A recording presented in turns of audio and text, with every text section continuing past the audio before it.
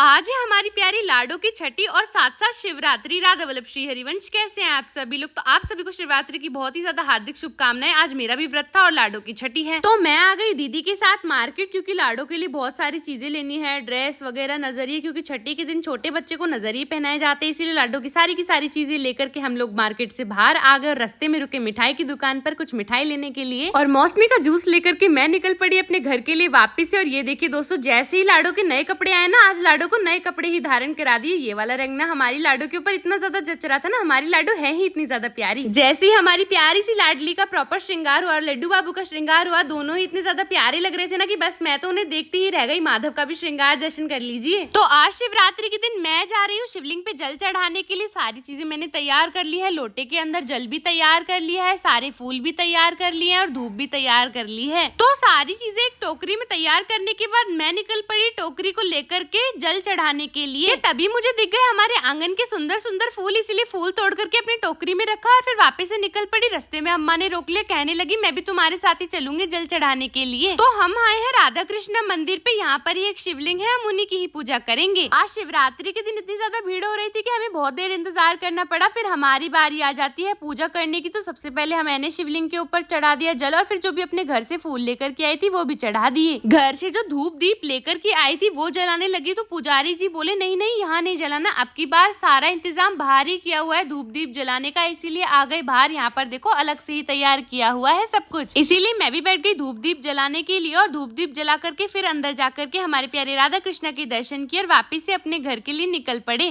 घर पहुँचते हमारी प्यारी सी लाडो और हमारे तीनों लालाओं को पानी पिलाया और खूब सारी बातें की हमारे लाला लाली से। जैसा कि मैंने आप सभी को बताया था, जब तक हमारी लाडो 6 दिन की नहीं हो जाती वो सिर्फ दूध ही पियेंगी, और आज हमारी प्यारी सी लाडो 6 दिन की हो गई है, तो इसीलिए आज हम हमारी प्यारी लाडो को खिचड़ी बना करके खिलाएंगे। तो ये देखो दोस्तों, मम्मा ने खिचड़ी बनाने के लिए रख दिया और अब बारी आती है हमारी प्यारी सी लाडो को नजरिए पहनाने की। तो ये नजरिए मैं सुबह ही जाकर के मार्केट से लेकर के आई थी और अब हमारी प्यारी सी लाडो को नजरिए पहना रही हूँ। जैसे ही मैं लाडो को नजरिए पहनाने लगी ना, लाडो के मुख पर इतनी ज्यादा अच्छी मुस्कान आ गई। तो अब मैं हमारी प्यारी सी लाडो को खिचड़ी खिला रही हूँ और लड्डू बाबू को भी खिचड़ी खिलाई, कुंज बाबू को भी और माधव को भी। लेकिन मुझे प्रसादम खाने को नहीं मिल सकता क्योंकि आज है मेरा व्रत, इसीलिए मैंने अपने व्रत में जो भी मुझे थोड़ा बहुत खाना पीना था वो खाया। और फिर ये देखो दोस्तों, अब बारी आती है लाडो को दूध पिलाने की। तो अब मैं लाडो को दूध पिला रही हूँ और सारी लाला लाली को दूध पिलाने के बाद ये देखिए दोस्तों, मेरी कुंडली आज आ गई थी और मम्मी पापा व्यस्त है कुंडली पढ़ने में। तो लाला लाली को सुलाने के बाद मैं खुद सो गई। अगर आपको हमारे आज की वीडियो पसंद आई है तो चैनल को लाइक शेयर कमेंट सब्सक्राइब जरूर कर देना, कमेंट में राधे राधे जरूर लिख देना और वीडियो को ज्यादा से ज्यादा शेयर करो। राधे राधे।